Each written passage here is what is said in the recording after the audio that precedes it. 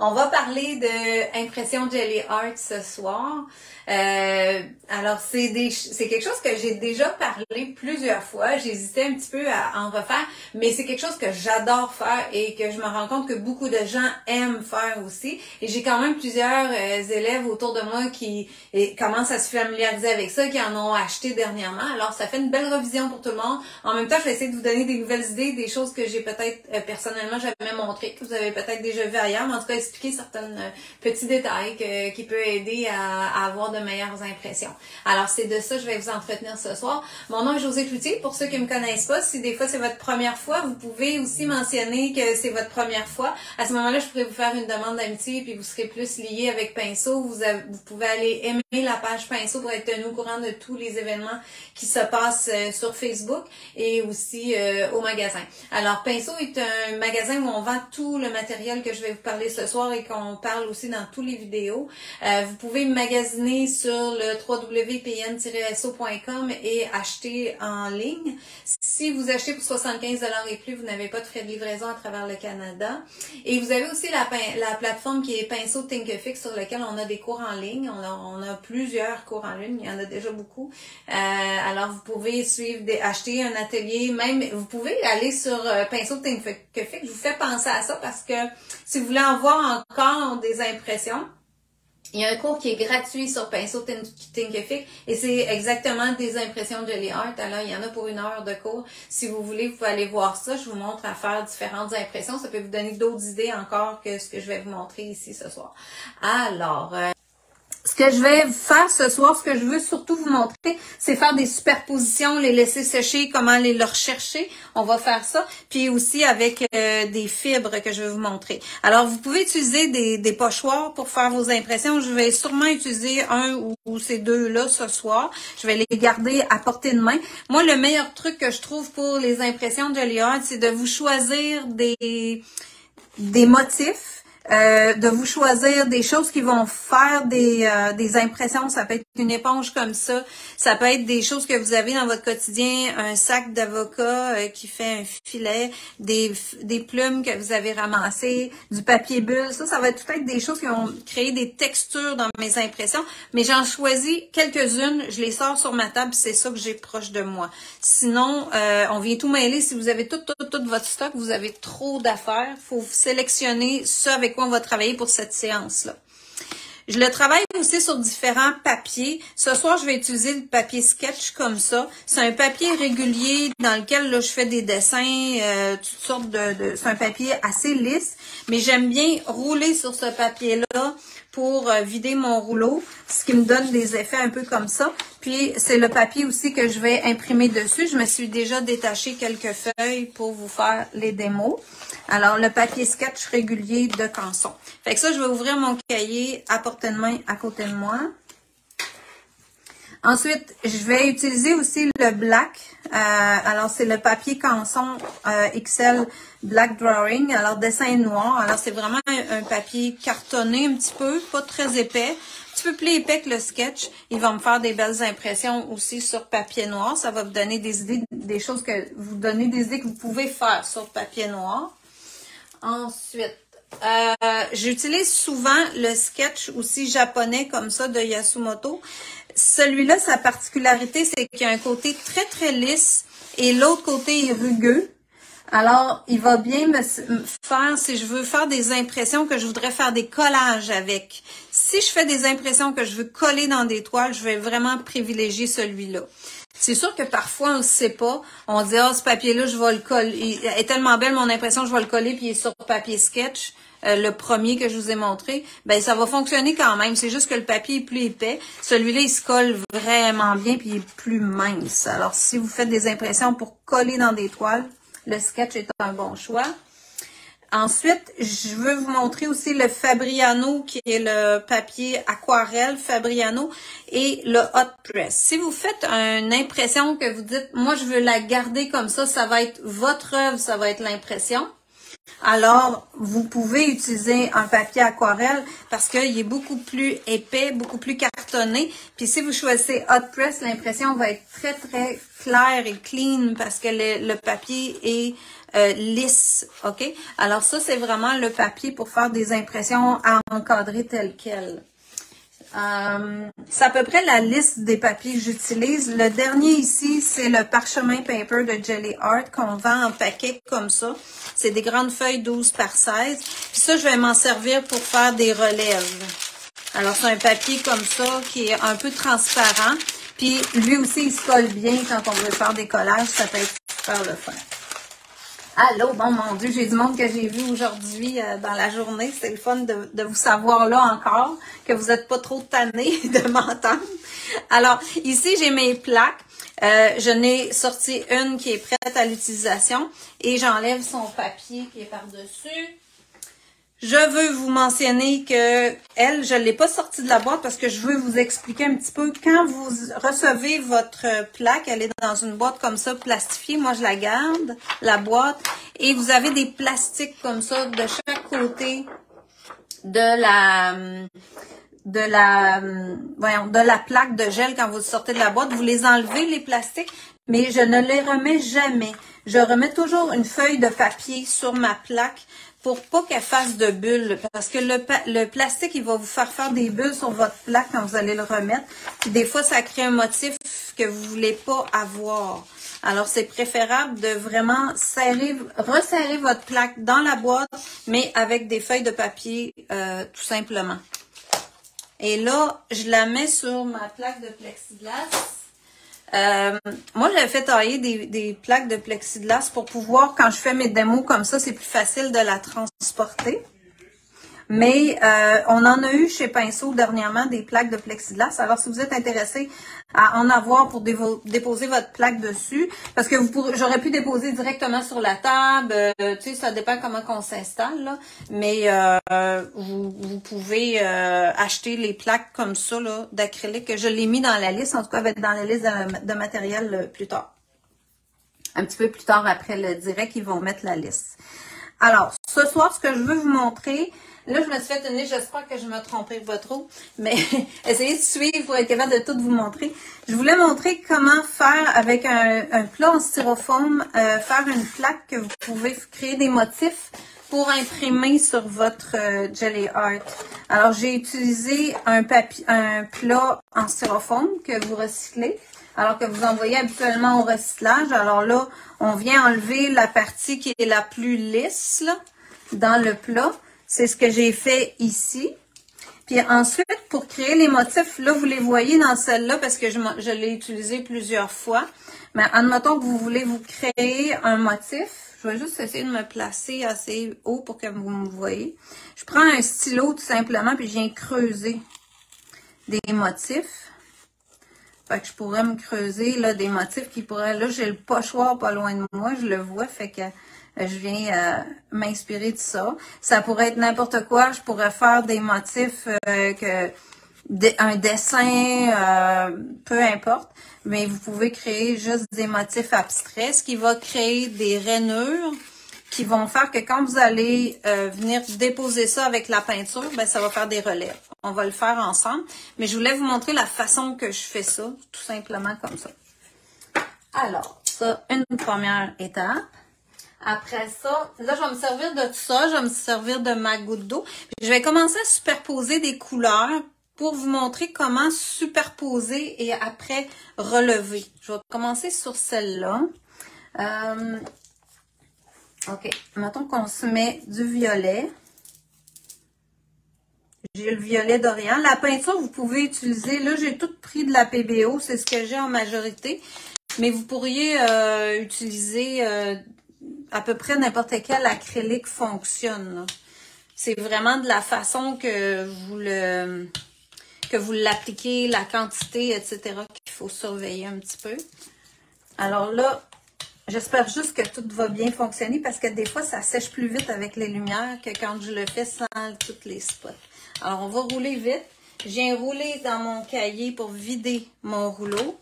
Ensuite de ça, ben, je vais faire des relèves. Alors, avec ça, je peux venir imprimer pour enlever. Vous voyez, mon motif, il s'imprime là dedans. Vous allez le voir, là. Fait que je veux enlever de la peinture pour pouvoir superposer plusieurs couches. Ensuite, après avoir créé ça, je peux prendre mon éponge qui va en enlever aussi, mais créer des ronds comme ça. Puis là, je pourrais même aller les faire dans mon cahier parce qu'elle, elle se trouve à prendre la peinture. Là, vous voyez sur ma feuille, ça va me faire une belle feuille qui va déjà avoir des motifs. Parce que je veux une petite couche mince de mon violet. Vous allez comprendre ce que je veux faire avec ça un petit peu plus tard.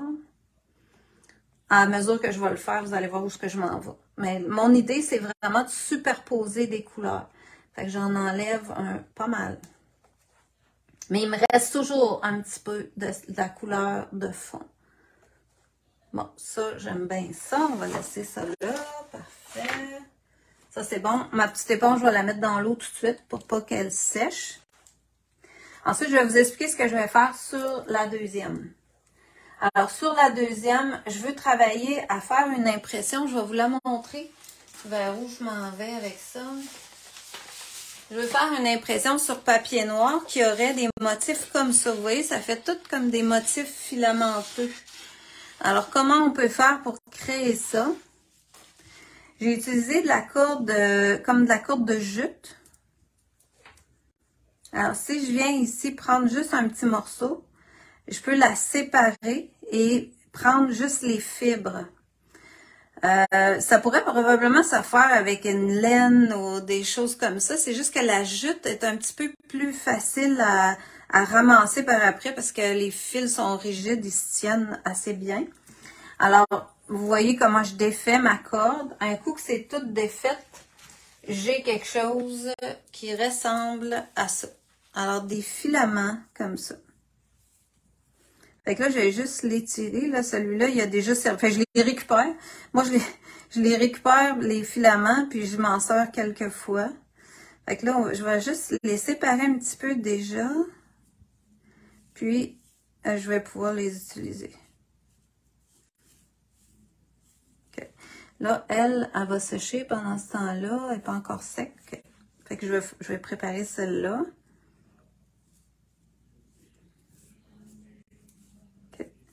Pendant que l'autre sèche. OK. Fait que là, ici, je vais rouler des couleurs métalliques.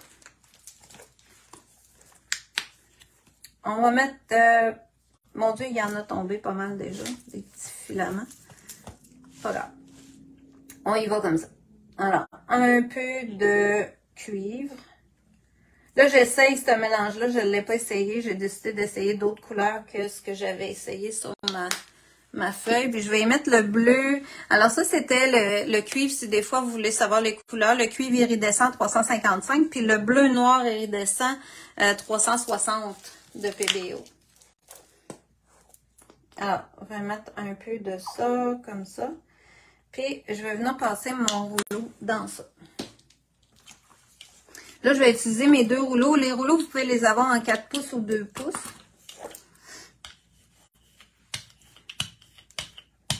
Mon cuivre est un petit peu épaissi. Là, vous voyez, ça me fait des pics. Mais c'est pas grave. Il fonctionnait l'autre jour. Fait que je suis capable de l'étendre pareil. Tant que je suis capable de l'étendre assez bien avec mon rouleau, ça va. Des fois, si vous avez des tubes qui sont trop épais, ça peut être difficile à venir rouler. Mais là, ça va. Après ça, je vais rouler le bleu. Je veux pas qu'il se mélange tout de suite. Fait que j'ai pris mes deux rouleaux pour être capable de venir. Puis là, j'en ai vraiment beaucoup. Je vais aller vider sur une feuille ici. Ça ne sera pas bien long. On va tourner ma feuille pour aller à l'autre. Ça va me faire un beau fond. Parce que si je veux enlever de la couleur, il faut vraiment que mon rouleau soit vidé pour faire ça. Alors là, je peux venir en enlever un peu parce que j'en ai vraiment épais. OK. Un autre page.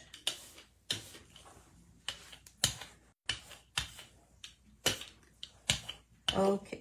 là, je vais laisser ça comme ça. Fait que vous voyez la différence d'épaisseur entre mes deux plaques. Ici, j'en avais mis très mince parce que je veux superposer. Ici, je veux pas superposer. Je veux vraiment aller chercher l'effet des fibres avec mon métallique et ma feuille noire. Ça a tellement l'air fou quand je fais ça, là. Je suis même sceptique de ce que ça va donner. on va avoir confiance. Je l'ai fait plusieurs fois. OK. Alors là, je vais venir chercher ma feuille noire. Et je vais aller imprimer par-dessus tout ça.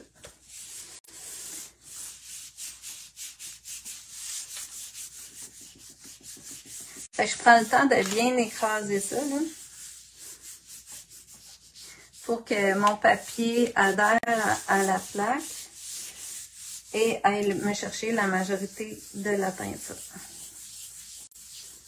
Puis aussi avoir les fibres les plus fines possibles. Alors si je pèse beaucoup, là, je sens un petit peu mes petits filaments à travers, donc je suis capable d'aller chercher un peu plus la peinture autour des filaments. C'est là que je vais avoir quelque chose de plus fin. Le plus détaillé, on va dire. On va dire ça comme ça.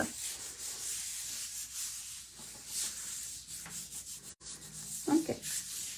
Puis prenez votre temps, des fois on est juste trop vite. Puis là, je me suis dit, ce soir, là, il faut vraiment que je prenne mon temps, même si je t'en dirais que des fois, je suis portée à aller beaucoup plus vite. Mais si je prends mon temps, je vais avoir un plus beau résultat. Alors, je vais relever ça maintenant. Ouais, je pense que ça va être très beau. Alors, voilà. Alors, l'impression va être belle. Puis là, c'est sûr. Waouh, la couleur, elle sort magnifique. Alors, très, très contente. Puis là, ben, je vais enlever mes fibres doucement. C'est sûr que ça nous demande un petit travail d'enlever les fibres. Mais regardez comment c'est fait beau. Le motif est très précis. Je suis très contente. Alors, ça me fait un bel effet de fibres à travers. Et comme là, j'étais sur un papier noir, ben c'est ça que ça donne. Le métallique sur le papier noir, c'est magique. Alors, ça pourrait faire un très beau fond, faire plein d'autres choses dessus. Fait que ça vous donne une bonne idée. Là, je travaillerai un petit peu, là, enlever tout ça pendant quelques minutes. Je vous ferai pas ça en ligne tout le long. Mais vraiment, là, j'aime ça. Quel carton noir que tu utilises? Celui que j'ai montré au début du vidéo. Alors, ça donne, c'est le papier comme ça. Alors, j'avais enlevé la feuille du pad de papier à dessin noir. Alors, c'est simplement un papier à dessin. Il n'est pas très épais, c'est pas vraiment carton, mais ça pourrait être un carton noir si vous en avez. Vous pourriez utiliser quelque chose de plus cartonné aussi. Puis, vous pourriez utiliser plein de couleurs. Vous comprenez là que j'aurais pu faire un fond d'une couleur unie, revenir avec d'autres couleurs par-dessus, mettre mes fibres entre deux. En tout cas, tout ça est magnifique. Mais sur le papier noir, c'est vraiment des belles impressions. Je voulais vous prendre la peine de vous remontrer ça. Alors, elle, je vais la mettre là. Ici, je vais travailler quand même à enlever un peu mes fibres parce que là, je voudrais que le reste de ma peinture puisse sécher comme il faut sur ma plaque pour vous faire un autre effet avec ce qui va rester tantôt. Alors, je vais prendre le temps un petit peu. Vous allez me donner un petit peu le temps de ça pour aller chercher les petits détails par après. OK. Alors, ça, comme ça. Parfait.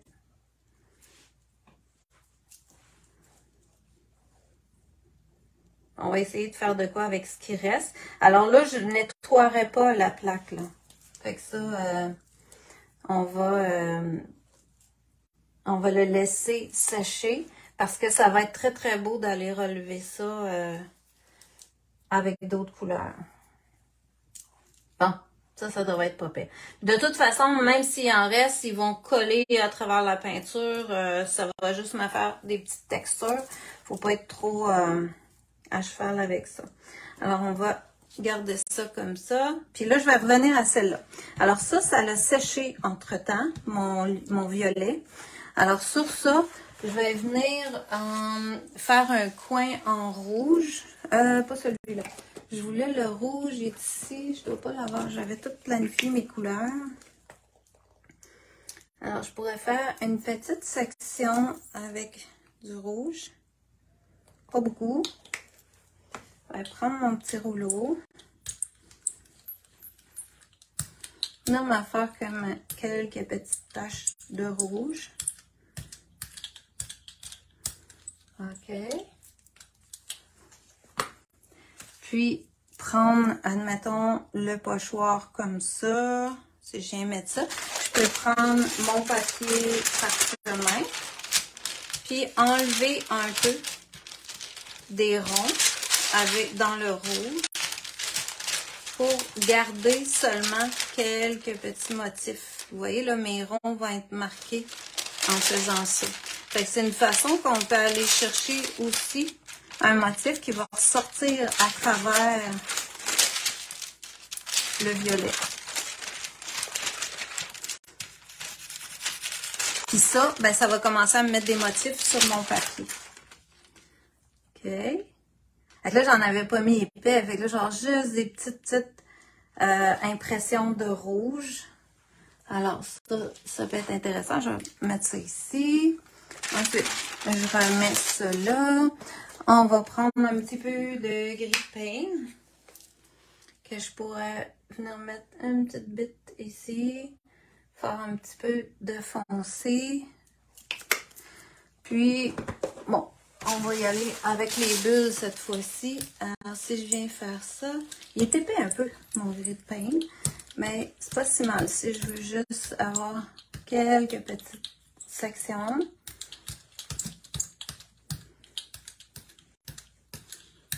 Comme ça. Et là, à travers de ça, ben, je peux prendre un papier bulle et venir enlever encore. Ça fait les plis, ça fait les ronds et les plis. Yes, c'est intéressant. OK, alors ça, je vais le laisser sécher. Là, j'ai 3 couleurs superposées que je vais laisser sécher comme ça. Je serais intéressée à savoir comment finaliser avec carton noir, composition, etc. Probablement, vous voulez dire de refaire autre chose sur le carton noir après. Oui, ben ça pourrait être intéressant aussi. On pourra peut-être penser à quelque chose dans ce sens-là, mais je vous dirais, moi, je refaisais des dessins. Des fois, ça peut être un autre collage qui revient par-dessus. Ça peut servir de fond pour même coller des photos, découper pour mettre dans des cartes. Il peut y avoir plein d'idées comme ça qu'on pourrait faire avec ces cartons-là. OK. Alors là, ici, sur celui-là, je vais juste aller voir ma liste là parce que je ne veux pas me mêler de couleurs. Où j'étais rendue, les filaments. OK, parfait. Puis là, je pourrais, ici sur ça, je vais aller chercher peut-être une couleur un petit peu plus foncée, comme le vert émeraude. Puis je pourrais vous montrer qu'est-ce que ça donne avec ça.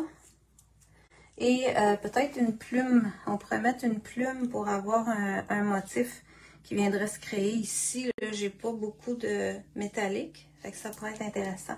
On va l'essayer voir. Pendant que celle-là sèche.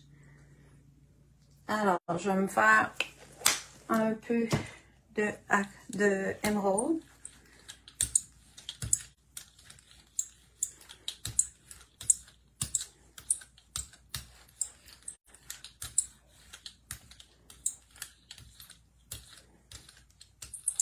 C'est drôle parce que je planifie toujours les directs, puis finalement, quand je fais le direct, je fais jamais pareil. Je suis un peu tannante avec ça, parce que on dirait que j'expérimente tout le temps, même. Parce que là, je me dis, voyons, c'est pas ça que tu avais planifié, mais là, finalement, c'est ça que je fais. C'est pas grave. On y arrive, puis on finit par trouver quelque chose qui peut être bien. Alors, si je veux aller chercher le filament, comme ça, je vais reprendre ma feuille ici. Puis, je vais venir aussi étamper pour relever du vert à travers. Par le fait même, je vais étamper plus ma plume à travers de mon motif. Mais je pense que ça va être beau, ça. Okay. Là, si j'avais eu plus de filaments, j'aurais pu en mettre partout. Mais là, je l'ai pas étiré assez. Regarde, on va faire ça. Regardons. C'est pas pire. Parfait. Et on va venir. Fait que ça peut vous permettre aussi d'utiliser beaucoup de choses de récupération, finalement, de penser à ce que vous mettez, qu'est-ce que vous avez dans votre entourage qui peut vous servir pour faire des motifs. Qu'est-ce qu'elle dit? Quand tu fais du jelly art en direct, je t'écouterai des heures et des heures. Ben voyons donc, c'est drôle. Ben moi, quand je m'installe, j'en fais des heures et des heures. Toi aussi, je le sais. Fait que, ouais, on a tout le temps du plaisir. À chaque fois que j'organise un atelier chez Pinceau pour faire ça, c'est toujours le fun aussi, hein. Fait que c'est sûr que c'est quelque chose qui est aimé puis qu'on aime faire, ça devient complètement addictif. Alors, ok. Fait que là, ça c'est beau. Je vais enlever la plume pour voir. Regarde, la plume, elle va tout être là. Je sais pas si ça va être super visible, mais on va voir ce que ça donne. Puis elle aussi, je vais la laisser sécher. Alors, vous voyez mon papier parchemin, là, il commence à avoir des beaux motifs. Ça devient intéressant. Alors, je vais mettre mes petits objets de côté. Voilà. Et puis là, l'autre chose que je voulais vous dire aussi, c'est que des fois, ce qui est difficile à concevoir, c'est les couleurs. Parce que là, pour faire la relève, je vais juste vous montrer ma pratique, vous allez comprendre. Ici, là, sur celle-là, j'ai fait à peu près ce que j'ai fait ici. Mais ma plaque était sale, il y avait des bords, donc tout ça, c'était juste un essai. Mais ma couleur de relève était bleue très foncée, alors mes motifs sortent pas beaucoup. Alors cette fois-ci, comme mes couleurs qui sont là sont assez foncées, je vais utiliser une couleur plus pâle. Ça, c'est bien important de penser à ça. Si vos couleurs sont assez foncées, allez vous chercher un contraste assez fort pour avoir un beau contraste avec vos couleurs. Alors, on va le faire ici. Je vais essayer de me créer. Puis, je veux vous faire penser des fois de créer vos couleurs tout simplement. Parce que si je prends juste bleu comme ça va être trop foncé comme l'image que je viens de vous montrer. Alors, je vais y mettre du jaune lumière dedans. Puis là, je vais essayer de mélanger comme 1 sur ma palette. Je pense que vous la voyez, ma palette. Oui. Alors, on va mélanger ensemble. Là, ça va me donner une espèce de vert qui est encore, je trouve, assez foncé, mais j'aime la couleur beaucoup. Alors, ce que je vais faire, c'est que je vais mettre un peu de blanc avec pour le pâlir. Être certaine que je vais être capable de me créer un contraste. En tout cas, je vous partage ça parce que moi, ça a été la difficulté. Je trouvais que ce que j'avais comme difficulté, c'était souvent ça. Puis vous voyez, ça m'arrive encore. Alors, inquiétez-vous pas si ça vous arrive quelquefois. Il faut travailler un petit bout de temps là, pour comprendre qu'est-ce qu'il faut faire comme pour aller chercher les contrastes qu'on veut avoir. C'est ça qui est difficile, je trouve, à acquérir. Alors, ça vient avec le temps. Puis là, je vais aller rouler ça sur ma plaque.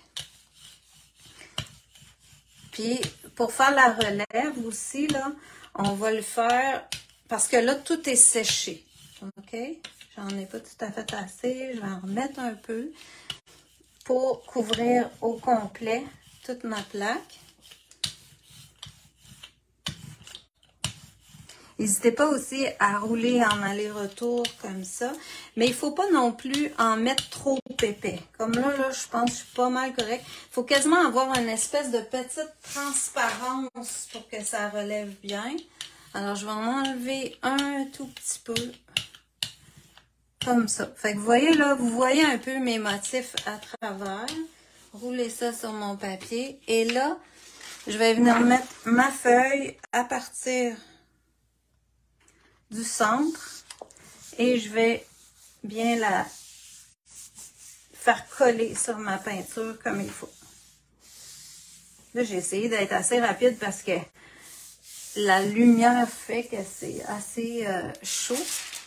Là, je vais reprendre encore une fois mon parchemin pour aller enlever la barre en haut parce que ma feuille est un peu plus petite que ma plaque pour pas me salir. Et voilà. OK. Puis elle, je vais prendre mon téléphone ici, puis je vais timer un 3 minutes pour que ça devienne beaucoup plus sec. Parce que là, ma feuille, si vous en avez déjà fait, vous savez que la feuille, elle devient comme humide. Là. Quand j'y touche, je sens l'humidité à travers. Le papier parchemin que j'utilise, est-ce un papier parchemin qu'on utilise en... Non, ça collerait pas sur le papier parchemin. C'est vraiment le papier parchemin que j'ai montré au début. Ah, je suis désolée, là, j'ai pas spécifié que ça, mais c'est vraiment le parchemin de Jelly Art. Alors, c'est vraiment le papier que Jelly Art vend, qui est semi-transparent, très fin, mais qui fait une belle, un beau collage par après. Moi, j'utilise celui-là, là, c'est ce papier-là.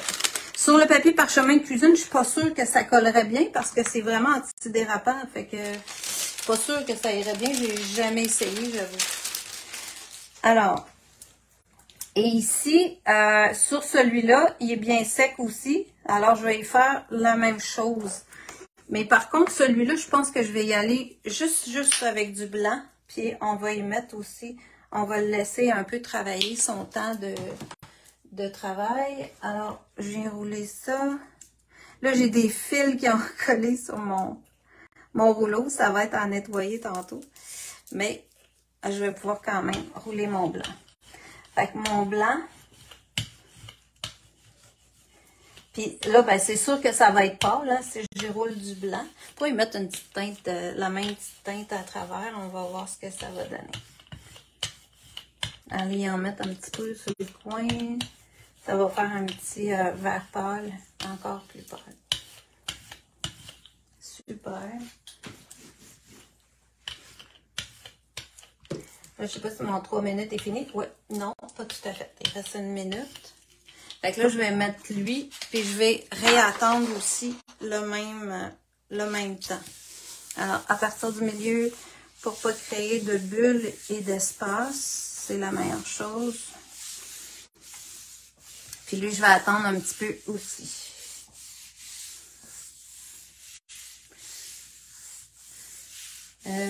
Voilà.